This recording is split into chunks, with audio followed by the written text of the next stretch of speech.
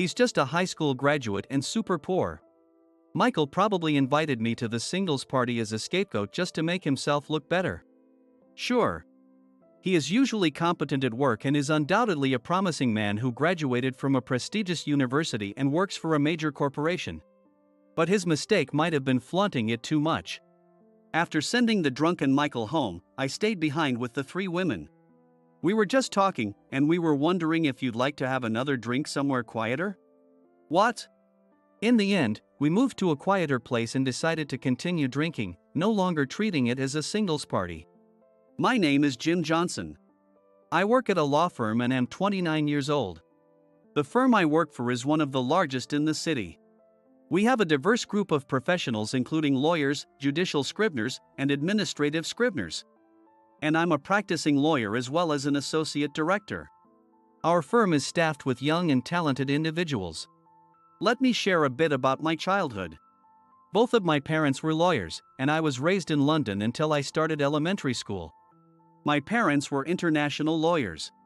However, London was dangerous at the time, so my parents decided to send me to school in the US. As a child, I lived with my paternal grandparents in the US while my parents traveled between the US and London for their legal work. When I started elementary school in the US, I struggled to adjust since I had been in the UK all my life. Eventually, I made friends, but preferred to be a lone wolf. I didn't seek to join groups, which suited me just fine. I think it was around that time that I met Michael. Michael and I were classmates in elementary and middle school. He was always the leader type, always at the center of the group. We weren't exactly friends, but we weren't enemies either. We just went about our daily lives in our respective roles. In middle school, as the school district expanded, we got more classmates from different elementary schools. But neither Michael nor I changed our stance. I continued at my own pace, while Michael remained a standout. We went to different high schools, and we reconnected about 2 years ago. He suddenly called out to me at a restaurant, and at first, I didn't recognize him. "Hey, is that you, Jim?" It's me, Michael. We went to elementary and middle school together." "Oh. Michael, it's been a while." Honestly, I was a bit confused. Michael's charisma was still the same, but his appearance had changed significantly. We weren't particularly close back in school, but he never seemed this flashy. He still had a bright personality, but now he was dressed in obviously expensive branded suits and had an unnaturally perfect hairstyle. "Jim, what are you up to these days?" "I'm usually working at a law firm." "How about you?" "I work for a trading company." "They say I'm a rising star." "Wow, that's impressive." Michael is in the sales department at Young Trading Company, and according to him, he's highly regarded there. I thought it was typical of Michael to brag like that. He sees himself, and others see him, as a successful guy. "Jim, you graduated from high school, right?" "What?" "Well, I heard a rumor. You graduated from high school and then moved away." "Well, I did move." His house and my grandparents' house, where I lived until high school, were in the same district, so he must have heard about the move. It's so typical of him to assume I only graduated high school because of that. I decided to just let it slide. After graduating from high school, I moved to the UK to join my parents and enrolled at Oxford University.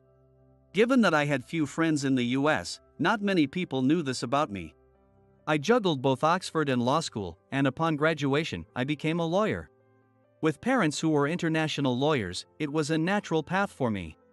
Like my parents, I also became an international lawyer, worked in London for a few years, and then returned to the US when my current law firm offered me a position. The firm, although large, is relatively new. I joined as part of the founding team and was appointed deputy director, working alongside Mr. Anderson to expand our connections and build the firm to what it is today. As a comprehensive legal office where legal issues can be handled in one place, we have attracted business without much advertising. Although I'm often interviewed, I prefer staying out of the spotlight, so not many people know my face. That's why Michael doesn't know my background. Michael's change wasn't just in appearance. He continued talking to me after our chance encounter. Perfect timing. "Jim, are you free this Friday?" "Friday night? I think I am." "What's up?" There's a drinking party, or rather a networking event.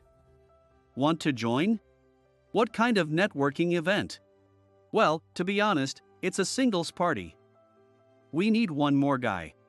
I'm not really interested. Come on, don't say that. It's at that Michelin-starred restaurant in the city that everyone's talking about. It's a rare opportunity. Michael still thought I was just a high school graduate. I had been to that restaurant several times for client meetings, but I pretended not to know. A singles party at such a famous restaurant? That's pretty fancy. Are you worried about the cost? Don't worry, I'll cover your share. So just come. I don't care about the singles party, but if it's just about having dinner, I guess I could join. That's fine. Great, I'll send you the details tomorrow. Here's my contact info. Michael handed me his contact information and left. I've never voluntarily joined a singles party. In a way, it might be a rare experience, just as Michael said. As a lawyer, I'm comfortable talking to people, but this might be a unique chance to enjoy a Michelin-starred dinner for free. So I decided to go with a light-hearted attitude. On Friday, I headed to the restaurant mentioned in Michael's message. After mentioning his name at the entrance, I was led to a private room. There, Michael and 3 women, who appeared to be office workers, were already seated. Oh, you made it. This is my childhood friend, Jim. Nice to meet you. I'm Jim. Thank you for having me tonight. Nice to meet you. We work in reception. We exchanged polite greetings. All 3 women were elegant and beautiful. I was slightly curious about how Michael managed to arrange the singles party with these 3 women. With 3 women present, there were only Michael and I as the men. Just when I thought another man might join, Michael started the proceedings. Alright, we're all here, so let's start. Wait, aren't we missing someone? The other guy cancelled last minute. Let's just enjoy ourselves with this group. Thus, the singles party began. But it turned out to be a singles party for Michael, by Michael, and all about Michael. For a while, we chatted peacefully about general topics and our backgrounds, with Michael at the center. But as he got more drunk, he started to loosen up more. So, I graduated from the University of California's Department of Economics and I'm a rising star at Young Trading Company. Okay. Compared to me, he's just a high school graduate and super poor. It's amazing how different our lives turned out even though we grew up in similar environments. Hey Michael, you're drinking too much. Oh, I guess that was a sore spot for you. Sorry for bringing it up. It's not that, it's just ruining the mood. Everyone's having fun, aren't they? Don't worry about it. Michael was completely absorbed in his own world. Despite his bragging about his background, the women seemed completely put off. Should I do something about this? But I was just here because Michael invited me for dinner. I didn't feel the need to put in any extra effort. I excused myself and headed to the restroom. As I washed my hands and took a moment, I noticed one of the women standing and looking at me. Excuse me. Sorry about Michael. I didn't know he had such bad drinking habits. We're fine. More importantly. Yes? You're not really a high school graduate, are you? What? I was taken aback. I hadn't shared my background or current job with them, and as far as they knew, I was the high school graduate Michael had described. How did she know? You don't recognize me, do you? This is our first meeting, right? Actually, I know you. I'm Jessica, I work at the reception desk at your law firm. No way. I recognized you as soon as you arrived. I thought Michael knew, too. But then he called you a high school graduate and super poor. And I couldn't figure out why. Michael and I aren't close, I just came along for the ride today. That makes sense. I was surprised to think you were friends with someone like Michael, but now I get it. It's understandable. I hadn't seen Michael in nearly 15 years, and I didn't graduate from a university in the US. I was raised by my grandparents in the US from elementary school through high school. So Michael probably assumed I was poor without my parents around. We went to different high schools and didn't keep in touch, so he had no way of knowing my career path. Michael likely invited me to the singles party thinking I would make him look better. Did he really want to be admired that much? Was he dressing in expensive brands to impress others? I started to feel a bit sorry for him for his character. Not wanting to leave the group hanging, Jessica and I returned to the singles party. Michael was still in high spirits. "Hey Jim, you're back. We're talking about going to a second place." "Really? Maybe we should call it a night." As I tried to convince a very drunk Michael, the women were whispering among themselves. The atmosphere was clearly bad, and they might be planning to leave. It would probably be best for everyone if they did. I continued to calm Michael down. In the end, I paid the bill and pushed Michael into a taxi. "Hey high school graduate. What do you think you're doing? I'm paying, let's go to the next place." "No, that's enough. Please take him home," I told the driver. I forcefully sent Michael home and stayed behind with the three women. "Sorry for ruining the evening. Let's just call it a night. We were just talking, and we were wondering if you'd like to have another drink with us somewhere quieter." "What?" When I told them you were the amazing lawyer who's the deputy director at our firm, they wanted to talk more. "You didn't have to say that. It's fine. Otherwise, it would be too unfair for you." In the end, we moved to a quieter place and decided to continue drinking, no longer treating it as a singles party.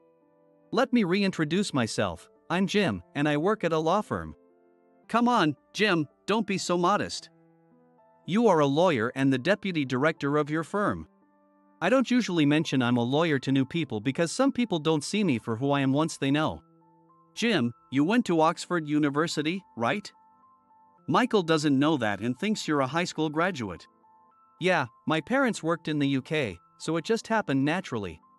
The two women who came with Jessica seemed much more interested than they were at the restaurant. It turns out they were Jessica's college classmates. Fortunately, the women, including Jessica, didn't change their attitude towards me even after learning I was a lawyer. Jessica explained that the man who didn't show up was a mutual acquaintance and had organized the singles party. "Why did Michael say those unfounded things about you being poor?" "I didn't say that. He just misunderstood. I'm not super rich, so I didn't bother correcting him." "How humble can you be? Why would he think that?" "Maybe because I lived with my grandparents when we were classmates. So he assumed you were poor?" That's such a narrow-minded view. We weren't that close, so it's understandable. The women, led by Jessica, seemed completely put off by Michael. Michael probably invited me to the singles party to make himself look better. I might be a high school graduate in terms of US education, and I'm not exceptionally wealthy. But he never listened to my story and misunderstood my background. He is undoubtedly competent and has a promising future, having graduated from a top university and working at a major corporation. However, his mistake was letting it get to his head. No matter how much luxury you surround yourself with, it means nothing if your character doesn't match. I don't know how others perceive me, but I would never use others to elevate myself. And I couldn't forgive him for implying my grandparents were poor. Although my parents worked overseas and frequently returned to check on me, it was my grandparents who raised me daily. My grandparents taught me not about becoming a lawyer but about being a good person. I studied hard, inspired by both my outstanding parents and my humble grandparents. Naturally, I wanted to become a lawyer like my parents and a person of integrity like my grandparents. When I was working as a junior lawyer in London, I was approached by Director Anderson, the director of my current firm. Despite being young, Director Anderson was a prominent lawyer in the US. Disillusioned with the old practices at his previous firm and determined to start a new one. Mr. Anderson, also an international lawyer, had connections with my parents. One day, he contacted me from the US with an offer. "Jim, would you like to help me establish a law firm in the US?" I knew of Director Anderson through my parents but was surprised by the offer to co-found a new firm. "Why me? I used to work in the legal field in London, so I've heard about your excellence. Also, your parents, the Johnsons, helped me a lot. I've heard you worked with them. When I was still finding my way, your parents helped me grow into a competent lawyer in London." "I see. They taught me how to be a person first, then a lawyer." "Knowing that, I have no doubt you must be exceptional too." I think you're overestimating me. I'm just an ordinary person. That's exactly why I want you." Mr. Anderson said this and persistently persuaded me, even though I initially planned to continue working in London. After much deliberation, I decided to accept his offer. Although I had wanted to stay in London, I knew I could always return. I was genuinely happy and felt a sense of purpose being invited by someone who saw potential in me. Additionally, having my grandparents who watched over me until I graduated high school back in the US was a significant factor. Even though my grandparents weren't lawyers, that didn't matter. I considered them as my true parents, and my only concern while in London was leaving them behind in the US. So, I returned from London and helped establish the new firm. Mr. Anderson and I recruited and carefully selected young, talented professionals without compromising on quality. After the firm opened, it became a bit of news, and Director Anderson, already well known, was often busy with media appearances. Due to my personality, I stayed out of the spotlight and focused on the background work. Thus, it wasn't surprising that Michael knew nothing about me. As I shared this with the women, time flew by. "We should probably head home. It was great talking with you, Mr. Johnson. I had a lot of fun. Please, just call me Jim. Let's skip the formal titles. But you are the deputy director." "I'll make sure to tell Michael." "There's no need, I doubt I'll see him again." "No, I need to set the record straight." As we parted ways, Jessica spoke to me. "Mr. Johnson, would you like to have dinner again sometime?"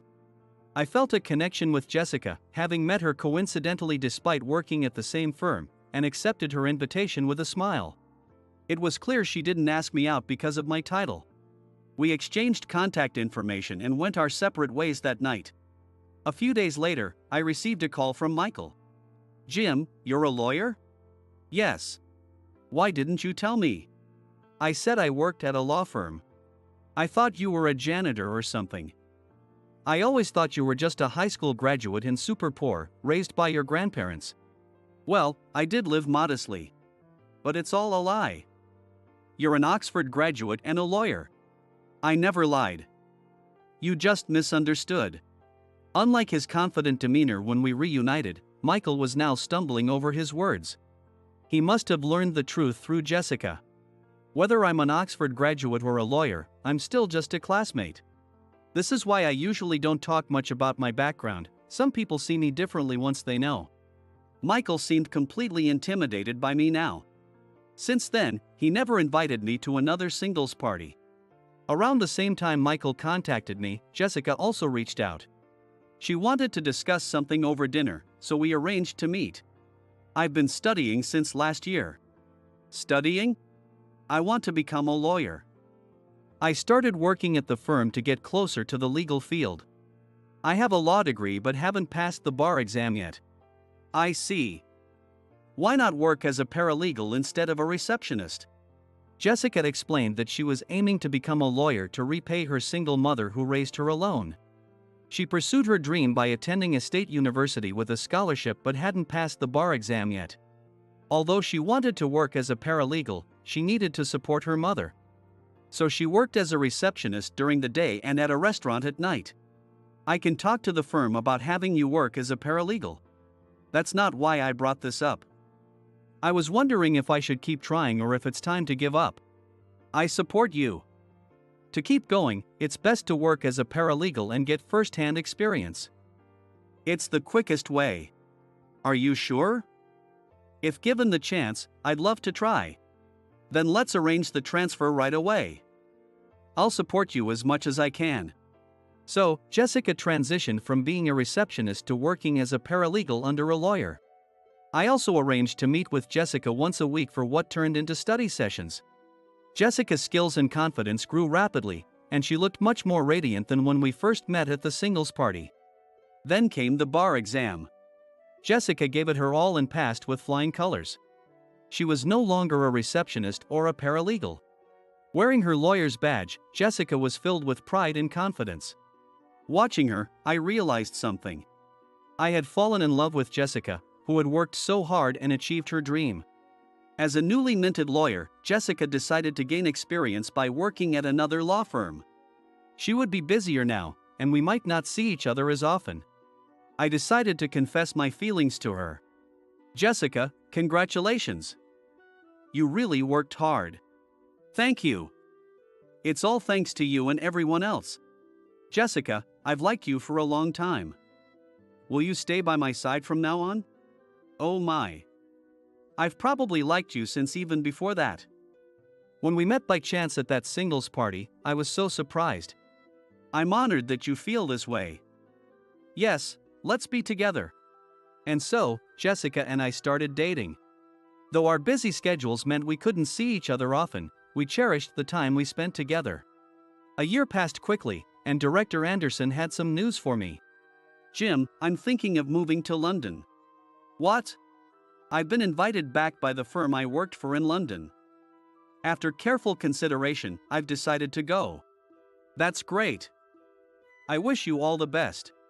And I want you to take over this firm as the director. Do you think I'm up to the task? I've been watching you, and I know you can do it. You're the only one I trust with this. Thus, I became the director of the law firm the following month. Although I had always worked behind the scenes, I could no longer stay out of the spotlight as the director. I found myself increasingly appearing on TV and in magazines, leading to even busier days.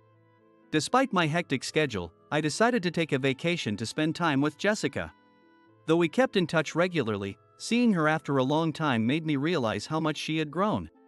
You're the director now. It feels like you're drifting away. I'm busier, but I haven't changed. Hey, I have a proposal. A proposal? How about becoming a family? Wait, are you? It's a proposal, yes. Wow. I'm so surprised, but I'm so happy. Yes, I'd love to. Jessica's face lit up like a blooming flower. When I placed the engagement ring on her left ring finger, she teared up a bit. You're making me laugh and cry at the same time. Of course.